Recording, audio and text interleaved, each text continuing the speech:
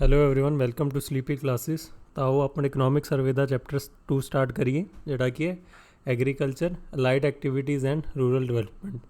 ਇਹਦੇ 'ਚ ਵੀ ਆਪਾਂ ਜਿਹੜੇ ਇੰਪੋਰਟੈਂਟ ਫੈਕਟ ਨੇ ਸਿਰਫ ਉਹੀ ਦੇਖਾਂਗੇ। ਪਹਿਲੇ ਸਮਰੀ ਪੂਰੀ ਚੈਪਟਰ ਦੀ। ਕਹਿੰਦੇ ਪੰਜਾਬ ਦਾ ਜਿਹੜਾ ਸ਼ੇਅਰ ਇਨ ਟੋਟਲ ਜੀਓਗ੍ਰਾਫੀਕਲ ਏਰੀਆ ਉਹ ਕਿੰਨਾ ਹੈ 1.53%। ਇਹ ਇੰਪੋਰਟੈਂਟ ਫੈਕਟ ਹੈ ਜਿਹੜਾ ਤੁਹਾਨੂੰ ਯਾਦ ਹੋਣਾ ਚਾਹੀਦਾ। ਇਹ ਸਾਈਡ 'ਤੇ ਨੋਟ ਕਰ ਲਿਓ। It share in central pool of rice and wheat are 25.33% and 35.45%। ਉਸ ਤੋਂ ਬਾਅਦ ਕਹਿੰਦੇ ਜਿਹੜਾ ਆਪਣਾ ਐਗਰੀਕਲਚਰ ਹੈ ਇਜ਼ ਹਾਈਲੀ ਮੈਕਨਾਈਜ਼ਡ ਕੰਟਰੀਬਿਊਟਿੰਗ 28.1% ਔਰ of the total GSVA and providing employment to 26% of its workforce. ਜਿਵੇਂ ਕਿ ਆਪਾਂ ਪਹਿਲੇ ਚੈਪਟਰ 'ਚ ਵੀ ਕਰ ਚੁੱਕੇ ਹਾਂ ਕਿ ਆਪਣਾ ਜਿਹੜਾ ਐਗਰੀਕਲਚਰ ਸੈਕਟਰ ਹੈ 26% ਵਰਕਫੋਰਸ ਕਰਦਾ ਐਮਪਲੋਏ, ਅਤੇ ਉਹਦੇ ਨਾਲ ਹੀ 28% ਕਰਦਾ GSVA ਨੂੰ ਕੰਟਰੀਬਿਊਟ। ਅਤੇ ਜਦੋਂ ਆਪਾਂ ਦੇਖਿਆ ਸੀ ਕਿ ਇੰਡੀਆ ਲੈਵਲ 'ਤੇ ਉੱਥੇ ਆਲਮੋਸਟ 50% ਵਰਕਫੋਰਸ ਐਮਪਲੋਏ ਹੁੰਦੀ ਹੈ ਅਤੇ ਆਲਮੋਸਟ 25% GDPA ਉਹਦੇ 'ਚ ਕੰਟਰੀਬਿਊਸ਼ਨ ਹੈ। ਅਤੇ ਇਹੀ ਸਟਾਰਕ ਡਿਫਰੈਂਸ ਸੀਗਾ ਪੰਜਾਬ ਅਤੇ ਨੈਸ਼ਨਲ ਲੈਵਲ ਦਾ। ਤਾਂ ਉਸ ਤੋਂ ਬਾਅਦ agriculture yield in Punjab was highest across India for rice and wheat in 2017-18। ਅਤੇ ਨਬਾਰਡ ਦੇ ਹਿਸਾਬ ਨਾਲ among the states of India agriculture households in Punjab had the highest monthly average income. ਇਹ ਕਾਫੀ ਇੰਪੋਰਟੈਂਟ ਫੈਕਟ। ਅੱਗੇ ਉਹ ਰੀਜ਼ਨ ਦਿੰਦੇ ਨੇ ਕਿ ਇੰਨੀ ਤਰੱਕੀ ਕਿਉਂ ਹੈ ਪੰਜਾਬ 'ਚ ਐਗਰੀਕਲਚਰ ਨੂੰ ਲੈ ਕੇ। ਸਭ ਤੋਂ ਪਹਿਲਾ reason well developed irrigation facilities, ਦੂਜਾ free power, third high farm mechanisation, ਅਤੇ ਚੌਥਾ ਐਕਸਲਰੇਟਿਡ ਅਵੇਲੇਬਿਲਿਟੀ ਆਫ ਇਨਪੁਟਸ, ਅਤੇ ਆਖਰੀ ਐਡੂਕੇਟ ਮਾਰਕੀਟਿੰਗ ਇਨਫਰਾਸਟਰਕਚਰ। ਹੁਣ ਕੱਲ੍ਹ ਨੂੰ ਜੇ ਆਪਾਂ ਨੂੰ ਮਲਟੀਪਲ ਚੋਇਸ ਕੁਐਸਚਨ 'ਚ ਆਵੇ ਕਿ ਕਿਹੜੇ ਫੈਕਟਰਸ ਨੇ ਜਿਹਦੇ ਕਰਕੇ ਐਗਰੀਕਲਚਰ ਪੰਜਾਬ 'ਚ ਬਹੁਤ ਹੀ ਜ਼ਿਆਦਾ ਐਫੀਸ਼ੀਐਂਟ ਹੈ, ਤਾਂ ਉਹ ਚਾਹ ਸਾਰੇ ਪੁਆਇੰਟ ਆਉਣਗੇ। ਤਾਂ ਉਸ ਤੋਂ ਬਾਅਦ ਉਹ ਕਹਿੰਦੇ ਕਿ ਹੁਣ ਆਪਾਂ ਨੂੰ ਅੱਗੇ ਕੀ ਕਰਨਾ ਚਾਹੀਦਾ। ਇੱਕ ਤਾਂ ਹੈਗਾ ਕ੍ਰੌਪ ਡਾਈਵਰਸੀਫਿਕੇਸ਼ਨ, ਅਤੇ ਦੂਜਾ ਮੂਵਿੰਗ ਟੂ ਅਲਾਈਡ ਸੈਕਟਰ ਸੱਚ ਐਜ਼ ਐਨੀਮਲ ਹਸਬੈਂਡਰੀ ਵਗੈਰਾ ਵਗੈਰਾ। ਤਾਂ ਇਹ ਸਮਰੀ ਦੀ ਗੱਲ ਹੋਊਗੀ। ਆਓ ਅੱਗੇ ਜਿਹੜੇ ਇੰਪੋਰਟੈਂਟ ਪੁਆਇੰਟਸ ਦੇਖੀਏ। ਤਾਂ ਪਹਿਲੇ Punjab bread basket of India contributing more than 25% to central pool in 2018-19 rice and 35% in wheat. ਇੱਕ ਪੁਆਇੰਟ ਕਹਿੰਦੇ in 2017-18 Punjab had less than 12% share of the total area under cultivation of wheat at the national level but produced nearly 18% of the country's total wheat production. In the same year, the state also contributed about 12% of the total rice production of the country, while only housing 7% of the total area under rice cultivation in the country. It contributes more than a quarter of the total central pool procurement of rice and wheat in the country. ਦੇਖੋ ਐਸਾ ਚੇਚੋ ਆਪਾਂ ਕੋਈ absolute terms ਨਹੀਂ ਯਾਦ ਕਰਨੀਆਂ। ਜੇ ਉੱਥੇ multiple choice question 'ਚ ਇੱਕ ਸਟੇਟਮੈਂਟ ਆ ਜਾਵੇ ਕਿ the Punjab contributes more than a quarter of the total central pool procurement of rice and wheat in the country, ਤਾਂ ਉਹ ਸਟੇਟਮੈਂਟ ਆਪਾਂ ਸਹੀ ਮੰਨਾਂਗੇ। ਜਿਵੇਂ ਕਿ ਆਪਾਂ ਪੜ੍ਹ ਚੁੱਕੇ ਹਾਂ, ਬਸ ਇਹੀ ਯਾਦ ਰੱਖ ਲਿਓ ਕਿ 25% ਜਿੰਨਾ ਵੀ ਪ੍ਰੋਕਿਓਰਮੈਂਟ ਹੁੰਦਾ ਉਹ ਇਕੱਲਾ ਪੰਜਾਬ ਤੋਂ ਹੁੰਦਾ। ਅਤੇ ਉਸ ਤੋਂ ਬਾਅਦ ਜਿਹੜਾ ਆਪਾਂ ਪਹਿਲੇ ਉੱਪਰ ਫੈਕਟ ਕੀਤਾ ਸੀ ਕਿ NABARD agriculture households in Punjab have the highest average monthly income NABARD ਦੇ ਹਿਸਾਬ ਨਾਲ। ਇੱਕ ਇੰਪੋਰਟੈਂਟ ਫੈਕਟ ਜੋ ਤੁਸੀਂ ਯਾਦ ਰੱਖਣਾ। ਉੱਥੇ ਆ ਸਕਦਾ ਕਿ ਕਿਹੜੇ ਸਟੇਟ ਦਾ ਸਭ ਤੋਂ ਜ਼ਿਆਦਾ ਹਾਈਐਸਟ ਮੰਥਲੀ ਐਵਰੇਜ ਇਨਕਮ ਹੈ, ਤਾਂ ਉਹਦਾ ਆਨਸਰ ਹੋ ਜਾਊਗਾ ਪੰਜਾਬ। ਤਾਂ ਅੱਗੇ ਪਰਫੋਰਮੈਂਸ ਦੀ ਗੱਲ ਕੀਤੀ ਗਈ ਹੈ ਕਿ 2019 ਵਿੱਚ ਜਿਹੜਾ ਐਕਸਪੈਕਟਡ ਆ ਉਹ ਇਹ ਹੈ ਕਿ 28.1% ਪੰਜਾਬ GSVA 'ਚ ਐਗਰੀਕਲਚਰ ਅਤੇ ਅਲਾਈਡ ਸੈਕਟਰਸ ਕੰਟਰੀਬਿਊਟ ਕਰਨਗੇ। ਉਹੀ ਜਿਵੇਂ ਆਪਾਂ ਪੜ੍ਹ ਕੇ ਹਟੇ, highest yield across states in Punjab in rice and wheat.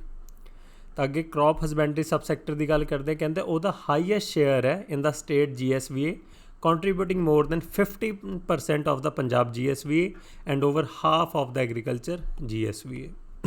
ਇਹ ਬਸ ਤੁਸੀਂ ਟ੍ਰੈਂਡ ਯਾਦ ਰੱਖਣੇ ਨੇ, ਐਸ ਸੱਚ ਪੂਰਾ ਐਬਸੋਲਿਊਟਲੀ ਕੁਛ ਨਹੀਂ ਯਾਦ ਰੱਖਣਾ ਆਪਾਂ। Growth in the allied activities on the other hand has been relatively stable. Interestingly, the share of allied activities has also been increasing in the agriculture and allied activities GSVA. ਇਹ ਸਾਰਾ ਜਿੰਨਾ ਮੈਂ ਪਹਿਲਾਂ ਹੀ ਪੜ੍ਹ ਕੇ ਰੱਖਿਆ ਹੋਇਆ, ਜਿਹੜਾ ਸਿਰਫ ਕੱਲੀ ਇੰਪੋਰਟੈਂਟ ਲਾਈਨ ਉਹ ਮੈਂ ਅੰਡਰਲਾਈਨ ਕੀਤੀ ਹੋਈ, ਉਹੀ ਪੜ੍ਹਾ ਰਹੇ ਹਾਂ, ਉਹੀ ਤੁਹਾਨੂੰ ਕਰਨ ਦੀ ਲੋੜ ਹੈ। ਬਸ ਉਹੀ ਸਾਰਾ ਰਿਵਾਈਜ਼ ਕਰ ਲਿਓ ਪੇਪਰ ਤੋਂ ਪਹਿਲਾਂ। ਐਮਪਲੋਇਮੈਂਟ ਦੀ ਜੇ ਗੱਲ ਕਰੀਏ, the agriculture sector of Punjab employs 26% of workers, ਜਿਵੇਂ ਆਪਾਂ ਪੜ੍ਹ ਚੁੱਕੇ ਹਾਂ, against 44.14% at the national level. ਉਹੀ stark difference between Punjab and national level. ਤੇ ਪੰਜਾਬ ਦੇ ਜਿਹੜੇ ਟਰੈਕਟਰਾਂ ਦੀ ਗੱਲ ਕਰੀਏ, Punjab has a tractor for every 8.71 hectares of cultivable land in comparison to the national average of 1 hectare per 62 ਹੈਕਟੇਅਰਸ। ਕਹਿੰਦੇ ਪੰਜਾਬ 'ਚ ਹਰੇਕ 8.71 ਹੈਕਟੇਅਰਸ ਮਗਰ ਇੱਕ ਟਰੈਕਟਰ ਆਉਂਦਾ, ਉਹੀ ਨੈਸ਼ਨਲ ਲੈਵਲ 'ਤੇ 62 ਹੈਕਟੇਅਰ ਮਗਰ ਇੱਕ ਟਰੈਕਟਰ ਆਉਂਦਾ। ਤਾਂ ਉਹ ਦਿਖਾ ਰਿਹਾ ਕਿ ਪੰਜਾਬ 'ਚ ਮੈਕਨਾਈਜੇਸ਼ਨ ਕਿੰਨੀ ਐਫੀਸ਼ੀਐਂਟ ਹੈ ਅਤੇ ਹਾਈ ਲੈਵਲ 'ਤੇ ਹੈ। ਉਸ ਤੋਂ ਅੱਗਾ ਕ੍ਰੋਪਿੰਗ ਇੰਟੈਂਸਿਟੀ ਦੀ ਗੱਲ ਕਰੀਏ, cropping intensity seems to have plateaued in Punjab in recent years after reaching a peak of 190% in 2010-11 to 2014-15. Cropping intensity is the ratio of gross cropped area to net sown area and indicates on average the number of times the cultivable area sown during the year. I hope ਤੁਹਾਨੂੰ ਪਤਾ ਹੋਊਗਾ ਕਿ gross cropped area ਤੇ net sown area ਦਾ ਕੀ ਫਰਕ ਹੁੰਦਾ। ਜਿਵੇਂ ਆਪਣੇ ਕੋਲ 1 ਕਿੱਲਾ ਜ਼ਮੀਨ ਹੈ, ਜੇ ਉਹਨੂੰ ਉਹ ਵੈਸੇ ਜੇ ਨੈਟ ਸੋਨ ਏਰੀਆ 'ਚ ਗਿਣਿਆ ਜਾਊਗਾ ਤਾਂ ਉਹ 1 ਕਿੱਲਾ ਹੀ ਗਿਣਿਆ ਜਾਊਗਾ, ਪਰ ਜੇ ਉਹਨੂੰ ਆਪਾਂ 2 ਵਾਰ ਵਾਹ ਦਾਂਗੇ, ਜਿਵੇਂ 2 ਐਗਰੀਕਲਚਰ ਸੀਜ਼ਨ ਲਾ ਕੇ ਉਹਦੇ ਉੱਤੇ, ਗ੍ਰੋਸ ਕ੍ਰੌਪਡ ਏਰੀਆ ਦੇ ਅੰਦਰ ਉਹ 2 ਵਾਰ ਗਿਣਿਆ ਜਾਊਗਾ, ਕਿਉਂਕਿ ਆਪਾਂ ਉਹੀ 1 ਕਿੱਲੇ ਨੂੰ 2 ਵਾਰ ਯੂਜ਼ ਕਰਕੇ 2 ਕਿੱਲਿਆਂ ਵਾਂਗ ਵਰਤ ਲਿਆ। ਤਾਂ ਇਹ ਫਰਕ ਹੁੰਦਾ। ਅਤੇ ਕ੍ਰੌਪ ਇੰਟੈਂਸਿਟੀ ਉਹੀ ਹੁੰਦੀ ਹੈ, division or ratio of gross cropped area to net sown area. ਅਤੇ ਇਹ ਪੰਜਾਬ 'ਚ 190% ਹੋ ਗਈ ਸੀ 2010-11 ਤੋਂ ਲੈ ਕੇ 2014-15 ਤੱਕ। ਅਤੇ ਹੁਣ ਇਹ ਥੋੜ੍ਹੀ ਘਟੀ ਹੈ, ਜਿਵੇਂ ਤੁਸੀਂ ਦੇਖ ਸਕਦੇ ਹੋ 2015-16 ਤੋਂ 16-17 'ਚ ਇਹ ਘੱਟ ਕੇ 189.65 ਮਾਰਜਨਲ ਡਿਕਰੀਜ਼ ਹੋਇਆ। ਤਾਂ ਉਸ ਤੋਂ ਅੱਗੇ ਹਾਰਟੀਕਲਚਰ ਦੀ ਜੇ ਗੱਲ ਕਰੀਏ, the share of area dedicated to vegetable production has increased over the years and remained more or less same for the fruits।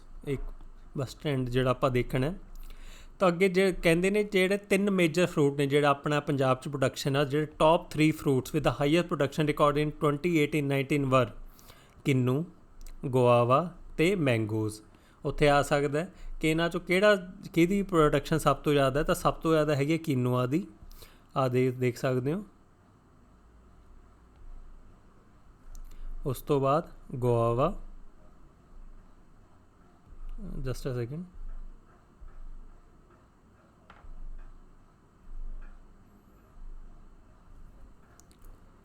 ਤਾਂ ਜਿਵੇਂ ਕਿ ਤੁਸੀਂ ਦੇਖਿਆ ਕਿ ਕਿਨੂਆ ਦੀ ਸਭ ਤੋਂ ਜ਼ਿਆਦਾ, ਫਿਰ ਉਸ ਤੋਂ ਬਾਅਦ ਗੁਆਵਾ ਅਤੇ ਮੈਂਗੋਜ਼।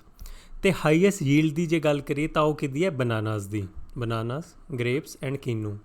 ਤਾਂ ਹੁਣ ਜੇ ਉੱਥੋਂ ਹੀ ਕੁਐਸਚਨ ਆ ਜਾਵੇ ਤਾਂ ਟੌਪ 3 ਫਰੂਟਸ ਜੇ ਪ੍ਰੋਡਕਸ਼ਨ ਦੇ ਹਿਸਾਬ ਨਾਲ ਪੁੱਛਣਗੇ ਕਿ ਸਭ ਤੋਂ ਵੱਧ ਪ੍ਰੋਡਕਸ਼ਨ ਕਿਹਦੀ ਹੈ, ਤਾਂ ਕਿਨੂੰ, ਗੁਆਵਾ ਅਤੇ ਮੈਂਗੋਜ਼।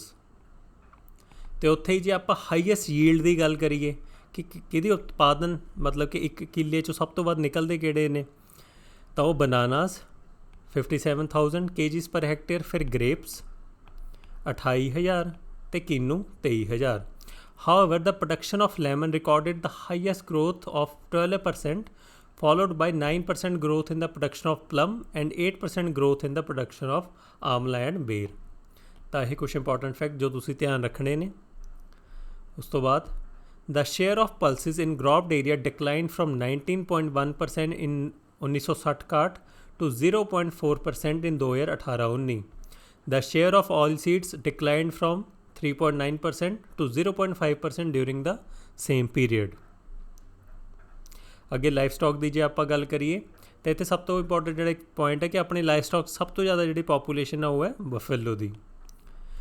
It witnessed a growth of 7.5% in 2018-19 vis-a-vis the seen contraction in crop husbandry। Over the period of 2012-13 to 2018-19, the livestock sector recorded an average growth of 5.40% as compared to 0.8% in the crop husbandry sector। The low dependence of the subsector on natural factors like rainfall, soil type and climatic conditions make it more sustainable। ਉਸ ਤੋਂ ਬਾਅਦ ਕਹਿੰਦੇ Punjab has 1.3% share of India's total livestock as per the livestock census of 2019। Buffaloes form the largest share of livestock population with a share of 57.4%, followed by crossbreed cattle and indigenous cattle।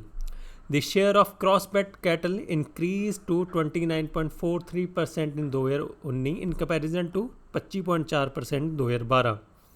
This indicates the rising share of high productivity animals। ਤਾਂ ਉਸ ਤੋਂ ਬਾਅਦ ਕਹਿੰਦੇ Punjab has the highest per capita milk availability per day in the country in 2018-19।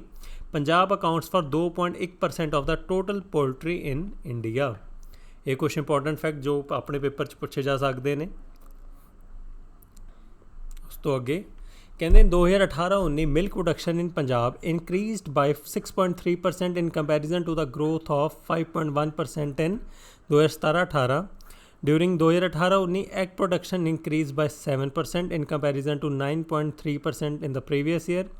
However, meat production registered a negative growth.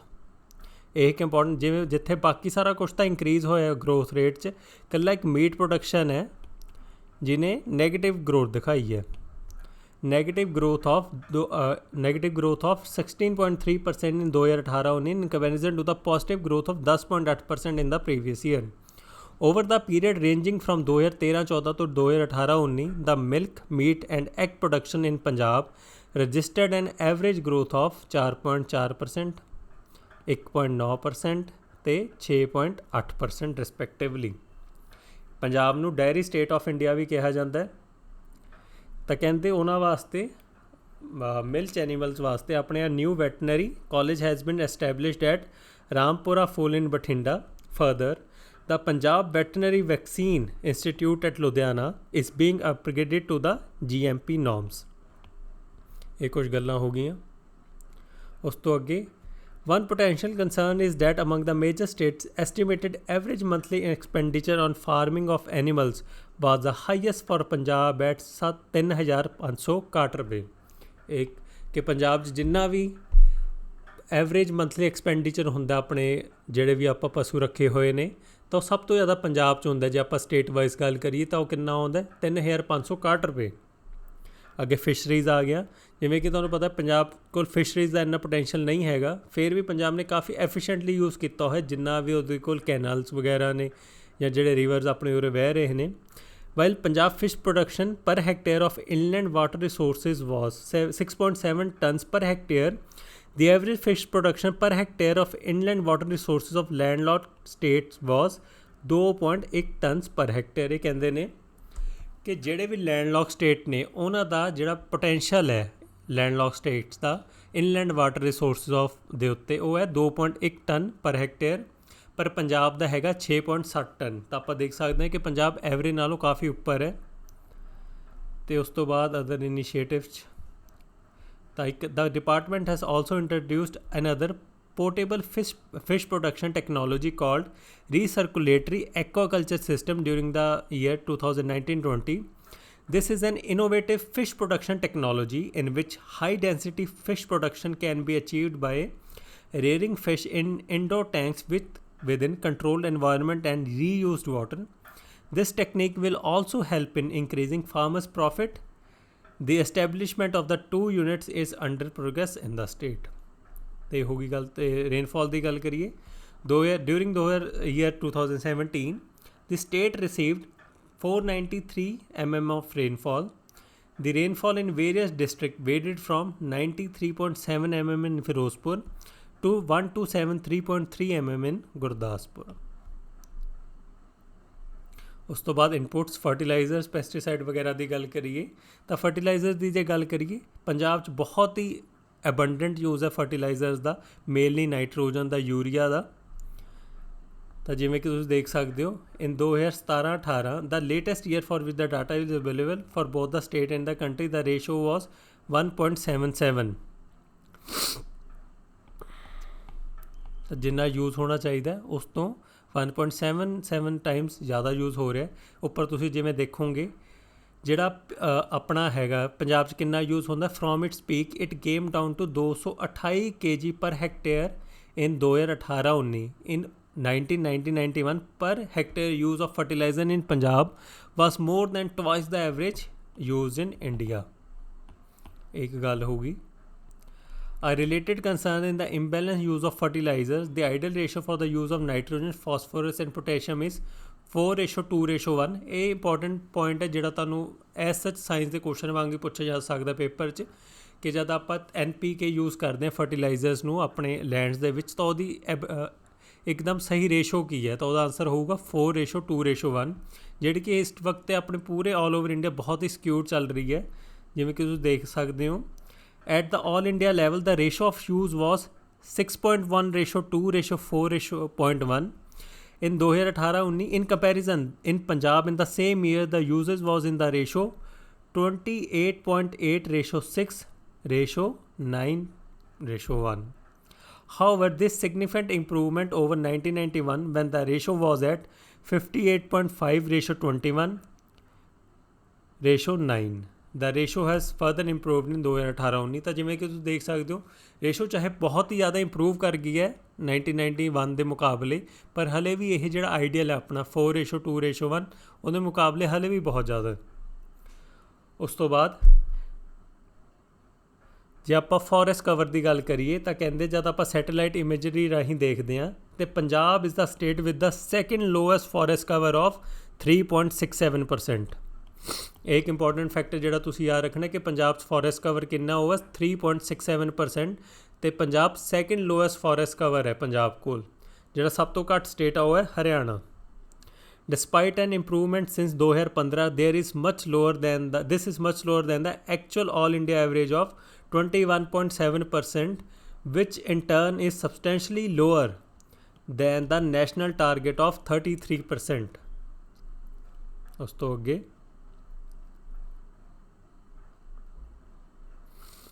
ਅੱਗੇ ਉਹੀ pesticide ਜਿਹੜੇ ਵੱਧ use ਹੋ ਰਹੇ ਨੇ ਸੇਮ, ਆਲਦੋ ਘਟੇ ਨੇ। ਦੇਖੋ ਪਹਿਲੇ 5843 ਮੈਗਾਟਨ ਹੁੰਦੇ ਸੀ, ਫਿਰ 5690 ਅਤੇ ਹੁਣ 5650। ਅੱਗੇ ਪਾਵਰ ਦੀ ਗੱਲ ਕਰੀਏ, just a second,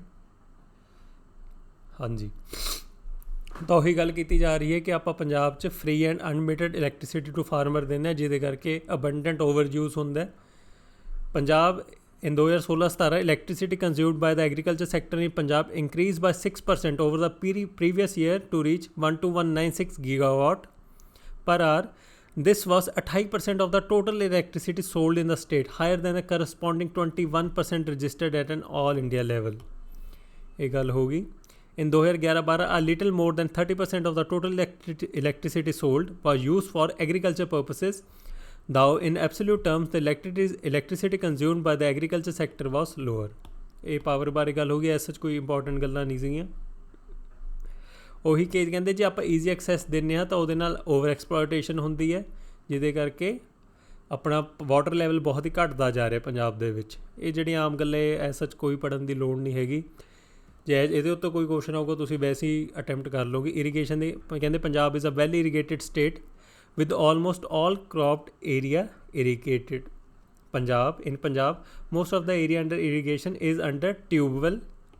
This has the implication for the availability of groundwater in the state as well as soil fertility.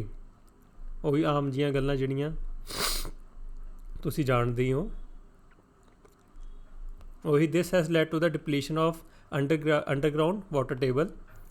Groundwater extraction is more than 100% in Punjab, implying that groundwater consumption exceeds annual extractable sources.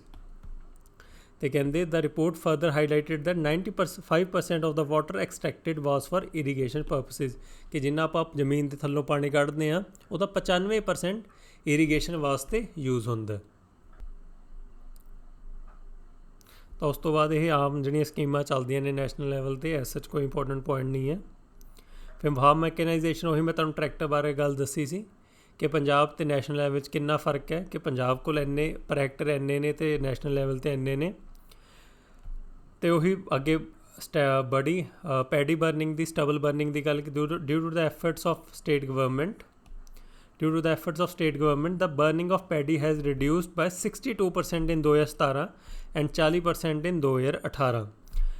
ਕਹਿੰਦੇ ਅੱਗੇ 2018-19 ਦਾ state government receive 270 crore, out of which 262 crore ਵਰ spend, ਅਤੇ ਉਹੀ 2019 ਵੇਲੇ 240 ਕਰੋੜ ਮਿਲੇ ਸੀ ਤਾਂ ਕਿ ਇਹਨੂੰ ਆਪਾਂ ਘਟਾਇਆ ਜਾਵੇ। ਅੱਗੇ ਇੰਸਟੀਟਿਊਸ਼ਨ ਐਂਡ ਇਨਫਰਾਸਟਰਕਚਰ ਅਤੇ ਸਟੋਰੇਜ ਦੀ ਗੱਲ ਕਰੀਏ ਤਾਂ ਪੰਜਾਬ ਜਿਹੜਾ ਇੰਪੋਰਟੈਂਟ ਫੈਕਟ ਹੈ ਉਰੇ ਕਿ ਪੰਜਾਬ ਦੂਜੇ ਨੰਬਰ 'ਤੇ ਆਉਂਦਾ ਸਟੋਰੇਜ ਦੇ ਵਿੱਚ। ਜੇ ਆਪਾਂ ਪੂਰੇ ਇੰਡੀਆ ਦੀ ਗੱਲ ਕਰੀਏ ਤਾਂ ਪਹਿਲੇ ਨੰਬਰ 'ਤੇ ਜਿਹੜਾ ਸਟੇਟ ਹੈ ਉਹ ਮੱਧ ਪ੍ਰਦੇਸ਼। ਇੱਕ ਇੰਪੋਰਟੈਂਟ ਪੁਆਇੰਟ ਕਿ ਪੰਜਾਬ ਦਾ ਕਿੰਨਵਾਂ ਨੰਬਰ ਹੈ, Punjab has the second largest storage capacity in India. ਕਹਿੰਦੇ with 201.553 lakh metric tons, this formed almost a quarter of the country's storage capacity. Only Madhya Pradesh, ਜਿਵੇਂ ਕਿ ਮੈਂ ਹੁਣੇ ਤੁਹਾਨੂੰ ਦੱਸਿਆ ਸੀ ਕਿ ਪਹਿਲੇ ਨੰਬਰ 'ਤੇ ਮੱਧ ਪ੍ਰਦੇਸ਼ ਅਤੇ ਦੂਜੇ ਨੰਬਰ 'ਤੇ ਆਪਣਾ Punjab with 210 matric ton storage capacity ਹੈ ਪੰਜਾਬ ਕੋਲ। ਉਸ ਤੋਂ ਅੱਗੇ ਮਾਰਕੀਟ ਐਕਸੈਸ, ਇਹ 'ਚ ਐਸ ਸੱਚ ਕੋਈ ਇੰਪੋਰਟੈਂਟ ਪੁਆਇੰਟ ਨਹੀਂ ਹੈ। ਇੱਕ ਆਹ ਬਾਕਸ ਹੈ box 10 the Punjab contract farming act of 2013। ਇਹਦੇ ਅੰਦਰ ਉਹਨਾਂ ਨੇ ਕੰਪੈਰੀਜ਼ਨ ਦੱਸਿਆ ਹੋਇਆ ਕਿ ਜਿਹੜਾ ਨੈਸ਼ਨਲ ਲੈਵਲ ਦਾ ਐਕਟ ਹੈ ਅਤੇ ਪੰਜਾਬ ਨੇ ਜਿਹੜਾ ਆਪਣਾ ਐਕਟ ਬਣਾਇਆ ਉਹਦੇ ਅੰਦਰ ਕੀ ਮੇਜਰ ਮਾਈਨਰ ਡਿਫਰੈਂਸਿਸ ਨੇ। ਐਸ ਸੱਚ ਕੋਈ ਮੇਜਰ ਡਿਫਰੈਂਸ ਨਹੀਂ ਹੈ, ਬਸ ਇਹ ਹੈ ਕਿ ਜਿਹੜਾ ਇੰਸ਼ੋਰੈਂਸ ਦੀ ਗੱਲ ਹੁੰਦੀ ਹੈ ਮਾਡਲ ਐਕਟ ਦੇ ਵਿੱਚ ਜਿਹੜਾ ਨੈਸ਼ਨਲ ਲੈਵਲ 'ਤੇ ਹੈ, ਉਹਦੇ 'ਚ ਪੰਜਾਬ ਵਾਲੇ ਐਕਟ 'ਚ ਕੋਈ ਵੀ ਇੰਸ਼ੋਰੈਂਸ ਦੀ ਗੱਲ ਨਹੀਂ ਕੀਤੀ ਹੋਈ। ਅਤੇ ਉਸ ਤੋਂ ਬਾਅਦ ਜਿਹੜਾ ਪੰਜਾਬ ਸਿਰਫ ਓਨਲੀ ਸਟੇਟ ਹੈ ਜਿਹਨੇ ਆਪਣਾ ਖੁਦ ਦਾ ਫਾਰਮਿੰਗ ਕੰਟਰੈਕਟ ਫਾਰਮਿੰਗ ਐਕਟ ਕੱਢਿਆ ਹੋਇਆ। ਹੋਰ ਕੋਈ ਸਟੇਟ ਨਹੀਂ ਹੈਗਾ ਪੂਰੇ ਇੰਡੀਆ ਦੇ ਵਿੱਚ ਜਿਹਦਾ ਆਪਣਾ ਫਾਰਮਿੰਗ ਕੰਟਰੈਕਟ ਹੈਗਾ ਐਕਟ ਹੈਗਾ। ਤਾਂ ਉਹ ਅੱਗੇ ਚੱਲੀਏ। ਤਾਂ ਅੱਗੇ ਮੰਡੀਆਂ ਦੀ ਗੱਲ ਹੋ ਰਹੀ ਹੈ ਕਿ ਕਿਹੜੇ ਸਟੇਟ 'ਚ ਕਿੰਨੀਆਂ ਮੰਡੀਆਂ ਨੇ। ਤਾਂ ਸਭ ਤੋਂ ਘੱਟ ਜਿਹੜੀਆਂ ਮੰਡੀਆਂ ਨੇ ਉਹ ਸੰਗਰੂਰ ਕੋਲ ਨੇ। ਸੰਗਰੂਰ ਹੈ 15 markets serving 37 villages per regulated market. On the other hand, in Hoshiarpur, 277 villages are served per regulated market with 5 regulated markets available. ਤਾਂ ਸੰਗਰੂਰ ਕੋਲ 15 ਮੰਡੀਆਂ ਨੇ ਅਤੇ ਹੁਸ਼ਿਆਰਪੁਰ ਕੋਲ ਸਿਰਫ 5 ਮੰਡੀਆਂ ਨੇ। ਇਹ ਇੱਕ ਮੇਜਰ ਐਕਸਟ੍ਰੀਮ 'ਤੇ ਆਪਾਂ ਦੋਨੋਂ ਪਾਸੇ ਦੇ ਐਕਸਟ੍ਰੀਮ ਦੇਖ ਲਾਂਗੇ ਕਿ ਕਿਤੇ ਕੋਲ ਸਭ ਤੋਂ ਵੱਧ ਮੰਡੀਆਂ ਨੇ ਅਤੇ ਕਿਤੇ ਕੋਲ ਸਭ ਤੋਂ ਘੱਟ। ਉਹੀ ਜਿਵੇਂ ਮੈਂ ਤੁਹਾਨੂੰ ਹੁਣੇ ਪਹਿਲੇ ਕਰਾਇਆ, Punjab is the only state to have a separate law on contract farming. ਤਾਂ ਅੱਗੇ agriculture household profile land ਦੀ ਗੱਲ ਕਰੀਏ। Punjab has a relatively smaller share of marginal and small farmers in comparison to an all India average, while 67% of the land holdings are marginal at the all India level.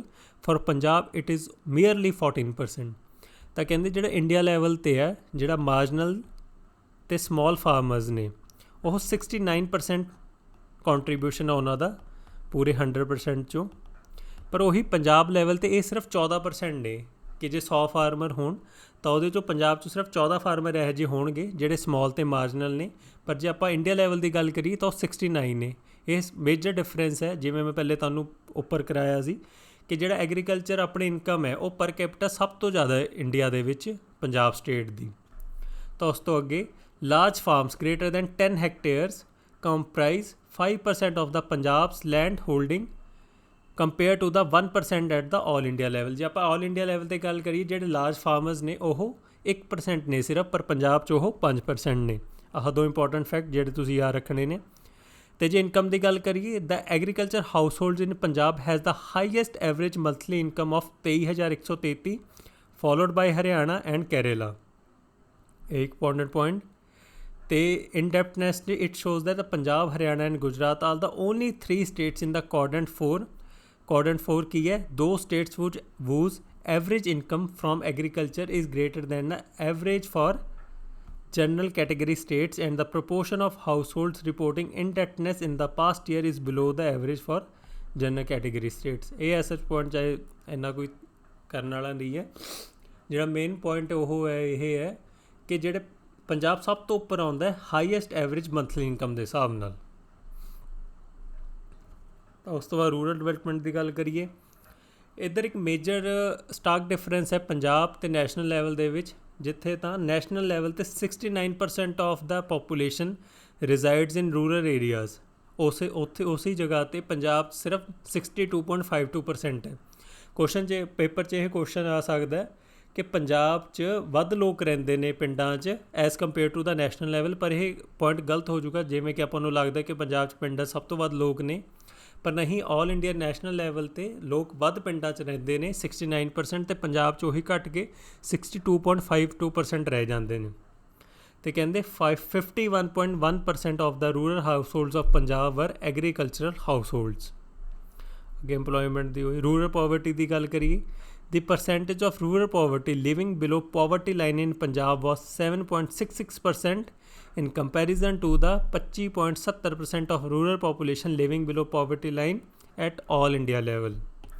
ਕਿ ਜਿਹੜੇ ਆਪਣੇ ਪਿੰਡਾਂ 'ਚ ਗਰੀਬੀ ਹੈ ਉਹ ਘੱਟ ਹੈ ਆਲ ਇੰਡੀਆ ਲੈਵਲ ਨਾਲੋਂ। ਆਲ ਇੰਡੀਆ ਲੈਵਲ 'ਤੇ 25.70% ਹੈ ਅਤੇ ਪੰਜਾਬ 'ਚ ਇਹ ਸਿਰਫ 7.66% ਹੈ। ਤਾਂ ਅੱਗੇ ਪੰਜਾਬ ਦੀ rural poverty has witness a 14.44% decline over the period between 2004-05 ਤੋਂ 2011-12। ਜਿਹੜੀ ਗਰੀਬੀ ਹੈ ਪਿੰਡਾਂ ਦੇ ਵਿੱਚ ਉਹ 'ਚ ਡਿਕਲਾਈਨ ਆਇਆ 14.44% ਦੇ ਹਿਸਾਬ ਨਾਲ। ਰੂਰਲ ਹਾਊਸਿੰਗ ਦੀ ਗੱਲ ਕਰੀਏ, only 7.5 of the rural houses in Punjab are in dilapidated condition, ਕਿ ਜਿਹੜੇ ਟੁੱਟੇ ਭੱਜੇ ਨੇ, ਜਿਹੜੇ ਮਤਲਬ ਕਿ ਬਹੁਤ ਹੀ ਖਸਤਾ ਹਾਲਤ ਨੇ, ਸਿਰਫ 7.5% ਨੇ। ਕਹਿੰਦੇ district in Punjab report 100% of the total inhabited village to be water scarce. ਕਹਿੰਦੇ 6 ਡਿਸਟ੍ਰਿਕਟ ਪੰਜਾਬ 'ਚ ਇਹੋ ਜਿਹੇ ਨੇ ਜਿਹੜੇ 100% ਜਿਨ੍ਹਾਂ 'ਚ ਵਾਟਰ ਸਕੇਅਰਸਿਟੀ ਹੈਗੀ ਹੈ ਅਤੇ ਵਾਟਰ ਸਿਕਿਉਰਿਟੀ ਵਾਸਤੇ ਲੋਕਾਂ ਨੂੰ ਜੂਝਣਾ ਪੈਂਦਾ। Out of these 6 districts reporting 100% of its villages as drinking water deficient, 5 districts belong to the Malwa belt of Punjab. ਤੇ ਅੱਗੇ ਕਹਿੰਦੇ 88.2% of the villages in Punjab do not have sufficient drinking water available to them. ਤੇ 93.4% of the rural households in Punjab have access to latrine in comparison to the national average of 71.3%. ਤਾਂ ਅੱਗੇ connectivity ਦੀ ਗੱਲ ਕਰੀਏ ਤਾਂ ਕਹਿੰਦੇ the state account for approximately 3.4% of the total railway network in India. ਇਹ ਬਹੁਤ ਹੀ rare ਹੈ ਪਰ ਪੁੱਛਿਆ ਸਕਦਾ ਕਿ ਇੰਡੀਆ 'ਚ ਰੇਲ ਨੈਟਵਰਕ ਪੂਰੇ ਇੰਡੀਆ ਦੇ ਲੈਵਲ ਦਾ ਕਿੰਨਾ ਪਰਸੈਂਟੇਜ ਆ, ਉਹ ਹੈ 3.4%। ਅਤੇ ਜੇ ਪੋਸਟ ਆਫਿਸਾਂ ਦੀ ਗੱਲ ਕਰੀਏ, ਪੋਪੂਲੇਸ਼ਨ ਆਫ ਸ਼ਹੀਦ ਭਗਤ ਸਿੰਘ ਨਗਰ ਨਵਾਂ ਸ਼ਹਿਰ had the lowest population to post office ratio of 2913 person, while Pathankot had the highest population to post office ratio of 8519 person। ਤਾਂ ਕਹਿੰਦੇ ਨਵਾਂ ਸ਼ਹਿਰ 'ਚ ਇੱਕ ਪੋਸਟ ਆਫਿਸ ਮਗਰ 2900 ਬੰਦੇ ਨੇ, ਪਰ ਉੱਥੇ ਹੀ ਪਠਾਨਕੋਟ 'ਚ ਆਲਮੋਸਟ 8500 ਬੰਦੇ ਨੇ ਇੱਕ ਪੋਸਟ ਆਫਿਸ ਮਗਰ। ਅਤੇ ਆਪਣਾ ਸੈਕਿੰਡ ਚੈਪਟਰ ਇੱਥੇ ਖਤਮ ਹੋ ਗਿਆ। ਆਈ ਹੋਪ ਤੁਸੀਂ ਸਾਰੇ ਪੁਆਇੰਟ ਜਿਹੜੇ ਇੰਪੋਰਟੈਂਟ ਨੇ ਉਹ ਸਾਈਡ 'ਤੇ ਨੋਟ ਕਰ ਲਿਓ ਅਤੇ ਆਪਾਂ ਕੱਲ੍ਹ ਅਗਲਾ ਕਰਾਂਗੇ ਚੈਪਟਰ 3।